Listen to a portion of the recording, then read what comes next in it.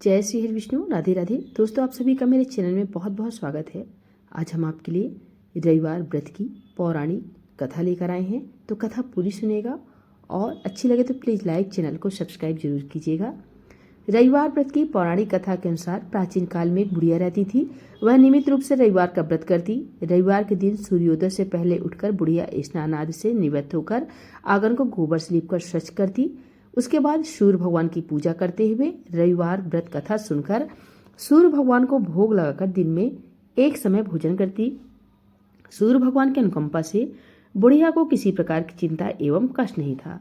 धीरे धीरे उसका घर धन धान्य से भर रहा था।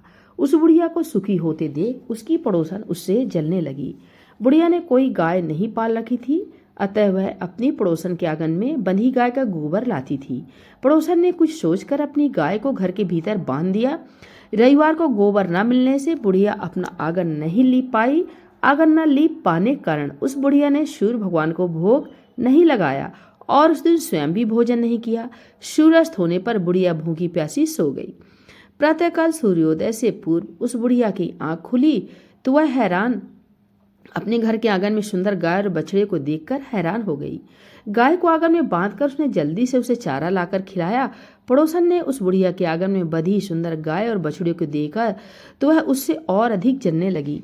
तभी गाय ने सोने का गोबर किया। गोबर को देखते ही पड़ोसन की आंखें फट गईं। पड़ोसन ने उस बुढ़िया को आसपास ना पाकर तुरंत उस गोबर को उठाया और अपने घर ले गई तथा अपनी गाय का गोबर वहां रख आई। सोने के गोबर से पड़ोसन कुछ दिनों में धनवान हो गई। गाय प्रतिदिन सूर्योदय से पूर्व सोने का गोबर किया करती थी और बुढ़िया के उठने के पहले पड़ोसन उस गोबर को उठाकर ले आती थी।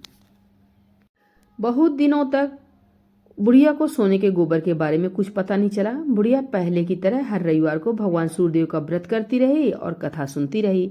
लेकिन सूर्य भगवान को जब पड़ोसन की चालाकी का पता चला तो उन्होंने तेज आंधी चलाई। आंधी का प्रकोप देखकर बुढ़िया ने गाय को घर के भीतर बांध दिया। सुबह उठकर बुढ़िया ने सोने का गोबर देखा तो उसे बहुत आश्चर्य हुआ। उस दिन के बाद बुढ़िया गाय को घर के भीतर बांधने लगी। सोने के गोबर से बुढ़िया कुछ ही दिन में बहुत धनवान हो गई। उस बुढ़िया के धनी होने से पड़ोसन बुरी तरह जल भुन कर राख हो गई और उसने अपने पति को समझा बुझाकर उसे नगर के राजा के पास भेज दिया।